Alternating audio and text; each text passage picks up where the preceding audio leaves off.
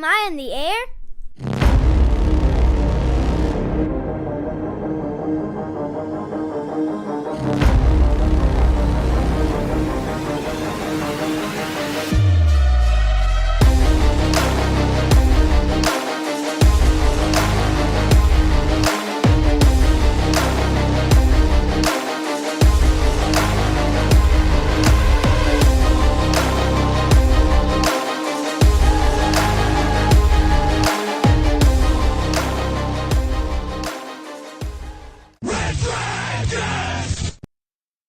Well, good evening, everybody, and welcome to another brand new edition of Am I on the Air? My name is Don Mega, and I'm your host, and I'm so happy that you're here to join me once again to get caught up with all the latest and the greatest when it comes to entertainment news, television, movies, non-spoiler reviews. You come right here on a week-by-week basis to get it all caught up. What is going down, everybody? Sorry, just trying to be silly a little bit tonight. Do a little something different, but that's just the silliness in me tonight. It is season 28. It's episode 33, and tonight's show is titled True Love Never Dies.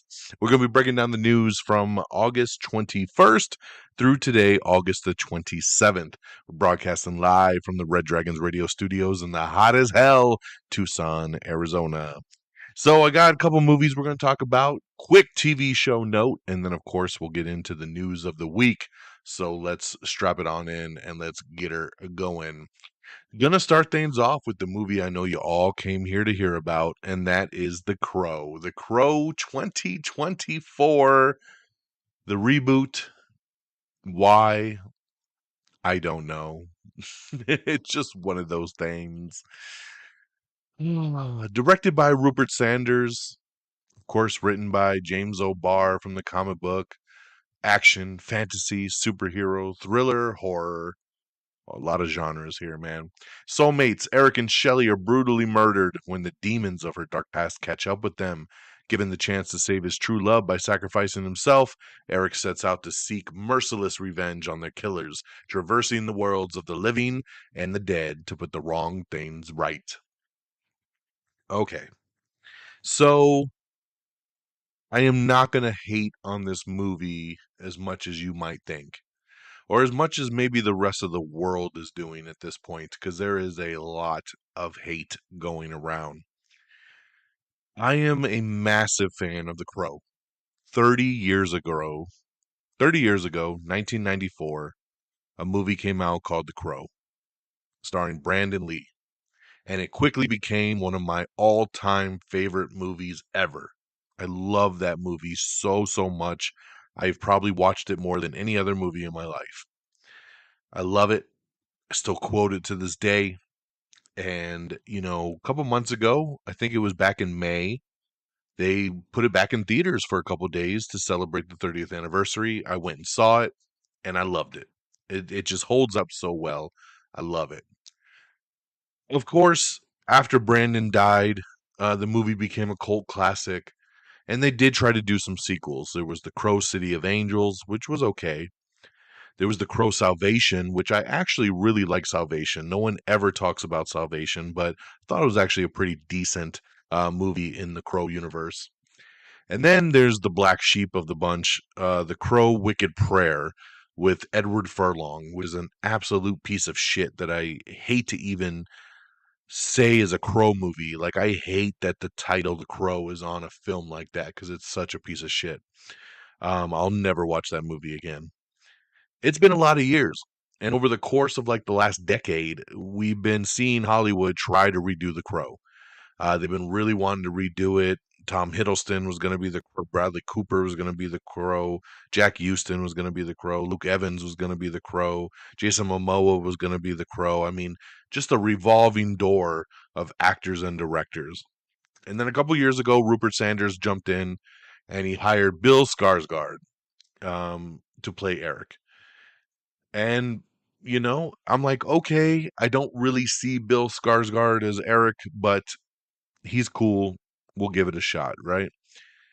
And then they added FKA Twigs as Shelley. You got Danny Houston in there as the big bad, which Danny Houston's cool, but you know, let's just be real. He ain't the big bad like we had in the original Crow. Um, and that's pretty much it, man. Everybody else is pretty much just unknown actors doing unknown things. My main problem with this movie is that it should not be a remake. Bill Skarsgård should not be Eric Draven. Twigs should not be Shelley Webster. There is no reason for them to be those characters in this movie at all. I wouldn't mind this movie as much if they just presented it as another Crow sequel, right?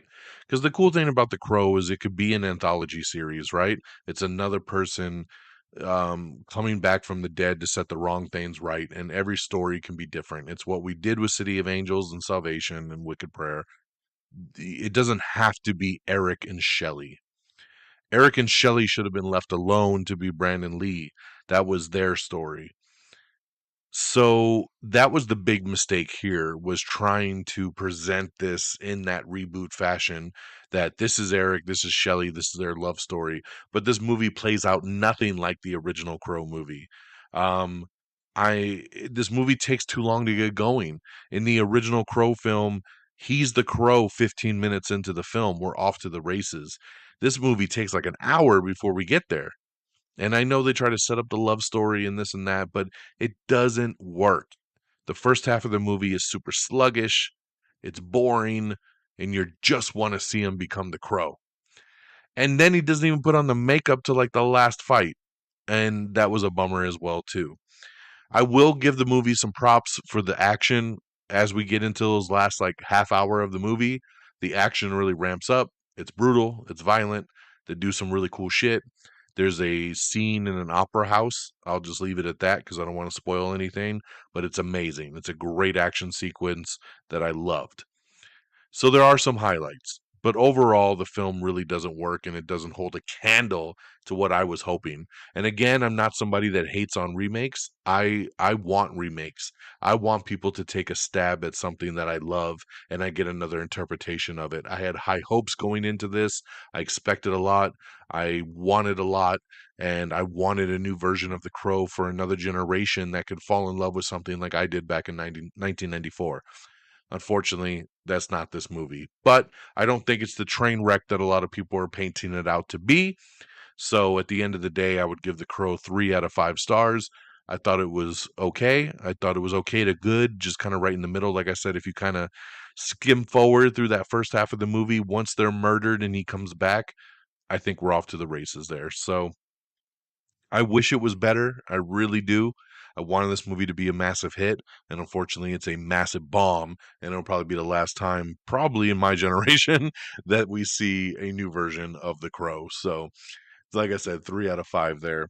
My second movie, I'm not going to spend a lot of time on this one here, but it was something that, speaking of Bill Skarsgård, when I saw Boy Kills World back in April, they did a trailer to this movie called Kill.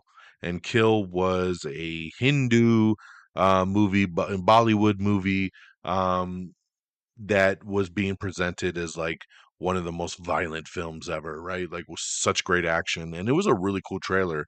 I was very taken by it and was like, wow, I definitely think I want to check this one out. It's available on home video now. So I checked it out. And it's funny because there's a lot of franchises where people complain too much action. And my response has always been, how do you have too much action, right? Like to me, it's like someone being like, oh, there's too much cheese on this pasta. You can never have enough cheese. So when you have an action movie and people go, it's too much action, I never understood that reference. I'll tell you, I understood that reference with this movie. This movie here is about an army commando who finds out his true love is engaged against her will, so he boards a New Delhi bound train in a daring quest to derail the arranged marriage. But when a gang of knife wielding thieves begin to terrorize innocent passengers on the train, the commando takes them on himself in a death defying kill spree to save those around him, turning what should have been a typical commute into an adrenaline fueled thrill ride. This movie has too much action. It's super boring in the beginning, And then you get on the train and the first fight happens, and the next hour of the movie is just nonstop fighting. And I love action, but man, it just became so redundant. Just fight, fight, fight, stabby, stabby, fight, fight, fight. Take a 2 minute break. Oh, there's another guy. Stabby, stabby, fight, fight, fight, stabby, stabby, fight. Take a minute break. Oh, I'm in another part of the train. Stabby, stabby, fight, fight, fight, stabby, stabby. It just became so redundant and so stupid that I just could not get down with it. Plus, it's obviously in another language. The version I actually watched didn't even have subtitles, so I had no idea what was going on, but it didn't matter because it was all fighting. There was really no dialogue. There was really nothing going on here in this movie. So if you just want an hour and 45 minutes of fighting, then this movie's for you. But if you want a little bit more, this is definitely like a bullet train crash. So um, that's what I got for Kill. So I would just give Kill 2 out of 5 stars. It was just whatever. And then over on TV, no new shows this week because I'm still binging Bad Monkey, by the way, which is incredible. The new season of Bel Air, which is incredible. So I got a lot of shows I'm already spinning through. But yesterday, Hulu dropped season 4 of Only Murders in the Building, but just the first episode. So I watched the premiere episode of season 4. It's awesome. They're making a movie of the podcast now, and you got Eugene Levy. You got even Longoria, and you got Zach Galifianakis, all them playing the characters in the movie based on the podcast with Steve Martin, Martin Short, and Selena Gomez. So super funny. I was ready to jump into the second episode and then realized that Hulu only gave us the first one, which really kind of annoyed me because usually you get a couple episodes to kind of get going. But they're going to milk this one out. So I see you, Hulu. I see you. But I just wanted to let you know season 4 has started on Hulu. Only Murders in the Building. Okay, so that's what we got there. The Crow, 3 out of 5 stars now in theaters. Probably won't be for long. Kill now on premium VOD, and that's 2 out of 5 stars. And Only Murders in the Building season 4 over on Hulu to check out that one episode there. All right, let's talk box office. Coming in at number 10, it's Inside Out 2. Number 9 is Despicable Me 4. Number 8 is The Crow. I cannot believe it only made it to number 8. Number 8 with 4.6 million. It only had a $50 million budget, so that's good because man, if this was another Borderlands over here with $100+ million budget, be a really rough couple weeks. But man, how bad of a start is that? 4.6 million at only number 8 for a big release like The Crow. Very, very sad. Number 7 was Coraline. Look at that, Coraline, 15th anniversary. It's been out for a couple weeks and it made more money than The Crow. Number 6 is Twisters. Number 5, The Forge. Number 4 was the other debut of the weekend, Blink Twice with Channing Tatum. Made 7.3 mil. I definitely wanted to check this one out, just didn't get a chance to. But that's number 4 there. Number 3 is It Ends With Us. Number 2 is Alien Romulus. And back at number 1 again is Deadpool and Wolverine. So congratulations, man. Took a 1 week break for Alien and then it bounced right back to number 1. So congratulations. And that is your box office. So now with that out of the way, let's get into our news of the week. And Samara Weaving is starring in the new horror film Asriel. It's an immersive, real-time action horror tale. We have the new poster and we have the new trailer that dropped. I don't know how I feel about it. I thought the trailer was just so-so. Um, Probably watch it at home. I don't think this is a theater movie for me. I'm excited about this. Jack Black and Paul Rudd are circling a reimagining of Anaconda. That's right. Supposedly, the kind of story they want to tell is their actors looking to recreate or remake Anaconda. And they, during the process of remaking the movie, of course, there's a real Anaconda. However, they want to do it, but I love the idea of Jack Black and Paul Rudd doing this. That's so cool. So I am down.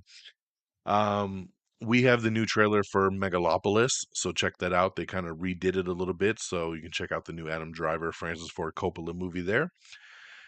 Yellowstone star Kelly Riley will lead a new Sky original crime thriller titled Under Salt Marsh. Mark Herrick and Katie Seagal have joined One Piece Season 2. Rotten Tomatoes is adding a new layout. They have hot movies now, which will be added to its fresh rankings. Hot movies will be anything with a fan rating of 90% or higher. John David Washington wrestles with the painful past in the Piano Lesson trailer. This dropped. It's going to be hitting Netflix here in the next couple months. Anna Taylor-Joy is also going to make her Netflix return with a TV adaptation of How to Kill Your Family. We have a breakdown of the 2024 summer box office winners and losers, so check that out. The Lincoln Lawyer Season 3 is going to be coming to Netflix on October 17th. Lego Pixar Bricktoons. We have the trailer for the Disney Plus miniseries. That's right, it's like Cars, but with Legos. So there you go. David Tennant, Aidan Turner have marvelous fun in the trailer for Hulu's new show Rivals, which will be dropping on October 18th.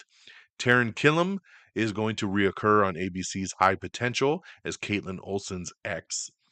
Lana Parrilla has joined USA Network's The Rainmaker adaptation as Bruiser Stone.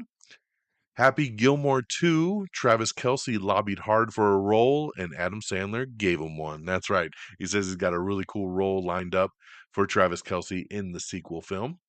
Charles Melton and Kaylee Spaney have confirmed that they are going to star in season 2 of Beef. Lionsgate looking to bring back Jackie Chan and Chris Tucker for a new Rush Hour. But, of course, they have the issue with Brett Ratner because Brett Ratner is one of those directors that has been canceled from the Me Too movement. And they're not sure how to move forward with this without him. But none of the studios want to take a chance with him. So we'll have to see where that goes now. Peter Jackson presents a groundbreaking journey back to Middle-earth through the eyes of legendary director Kenji Kamiyama. Lord of the Rings, The War of Rohirrim, will be hitting theaters in Christmas time. So that's going to be the animated Lord of the Rings movie that's coming out. Crime thriller MIA has been ordered straight to series over at Peacock. We have your official first look at Glenn Powell as football player Chad Powers in the upcoming comedy series that'll be dropping on Hulu. BoJack Horseman creator has set a new adult animated comedy that'll be going to Netflix. Let's see here. Drew Barrymore's show snags a season 6 renewal. Megan Thee Stallion is going to host the 2024 MTV VMAs. Ridley Scott says Gladiator 2 is the best thing I've ever made. So high praise coming from him there. Long Legs is now available on digital. So if you've been looking to check that one out, you can now rent it on premium VOD. My Brilliant Friend season 4 trailer has dropped for the final season of the HBO drama. Kinds of Kindness is coming to Hulu on August 30th. So if you missed that one in theaters, you can check it out on Friday. Matthew Rhys is joining Claire Danes in the Netflix thriller The Beast in Me. We have your full list of nominees for the VMAs, for the 2024 VMAs. So check that out if you're interested. Criminal Record has been renewed for a season 2 over on Apple TV Plus. Freddie Highmore, along with Keeley Howes, are set to lead the assassin thriller that is coming to Amazon. Coleman Domingo thriller gets a November premiere date for The Madness. Happy Gilmore 2 is the most excited Adam Sandler has been in years. I love to see his excitement for this. I know he was very hesitant to do a sequel. I know people are hesitant that he's doing a sequel, but he really does truly feel like, hey, we have a good script. We wouldn't do it if we didn't. And, we're excited for it. So makes me excited, man. Can't wait for Happy Gilmore 2. Kevin Costner still aspires to film chapters 3 and 4 of Horizon back to back in 2025. Part 1 did premiere on Max and went straight to the top of the movie chart over on Max, so congratulations there. For those of you that were looking to watch that, you could check it out, like I said. Oh, and some big news, man. James Spader is returning as Ultron for Marvel's Vision Quest show. That's right. He is returning to the MCU to reprise his role of the voice of the robotic villain Ultron in the untitled Vision series that they were calling Vision Quest, but might be changed. The follow-up series to the acclaimed WandaVision show that will star Paul Bettany as Vision, the White Vision that took off, and we're going to follow his story, but great to see James Spader reprising his role, man. We always wondered if we get more Ultron. Here you go. Denzel Washington says there are very few films left for me to make that I'm interested in as he starts to talk about possible retirement. So very interesting there. Jason Momoa, Dave Batista, their new action comedy called The Wrecking Crew, has added Tamora Morrison and Jacob Batalon to the cast. Trap is hitting digital this Friday on August 30th as well. So if you missed that one in theaters, check it out. It's definitely worth a watch at home. Bambi the Reckoning and Pinocchio Unstrung. The new posters have dropped for the Pooniverse horror movies that are coming out. John Goodman with Jesse Plemons have joined Alejandro Inarritu's new movie with Tom Cruise. The Watchers is also hitting Max on Friday. So, man, Friday is loaded. A lot of stuff coming to streaming. But yeah, The Watchers, which came out this summer. I wasn't a big fan of this movie. I think I only gave this a 2 out of 5. But it's going to hit streaming, and you can check it out on Max starting Friday, August 30th. Salem's Lot. A lot of people have been waiting for this horror movie to launch, and it's just been sitting on a shelf for the last couple years. But now we have found out it will hit Max in October. So they're going to skip theatrical. It's going to be a streaming exclusive. But yeah, check it out when it hits Max in October. TNT has officially acquired the Librarians reboot from the CW as part of a plan to beef up its drama slate. This was very weird to me because I know on last week's show we talked about how CW put the Librarians on the shelf, and we were like, "Huh, that's weird."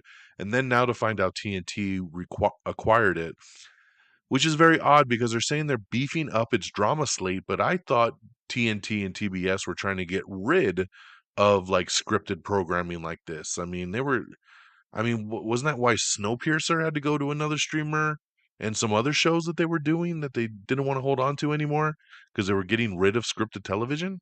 Um, I don't know. This is really really weird.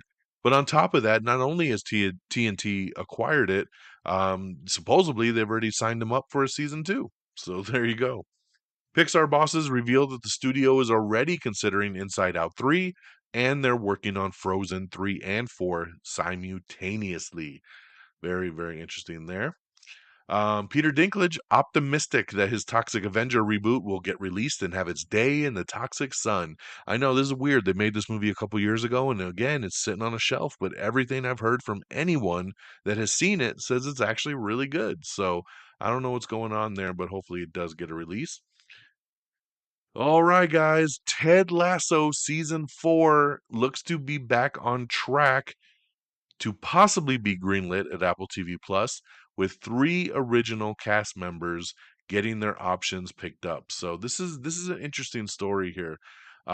They picked up the options for cast members Hannah Waddingham, Brett Goldstein, and Jeremy Swift. Now, of course, Hannah Waddingham is amazing. She's the one that runs the soccer league. Brett Goldstein, of course, is the highlight of the show, but they're the only 3 that they've picked up. Everyone else has to get new contracts. So they're saying this could be the start of things. This is obviously getting the ball rolling. And once they lock up Jason Sudeikis, hopefully they'll be ready to rock.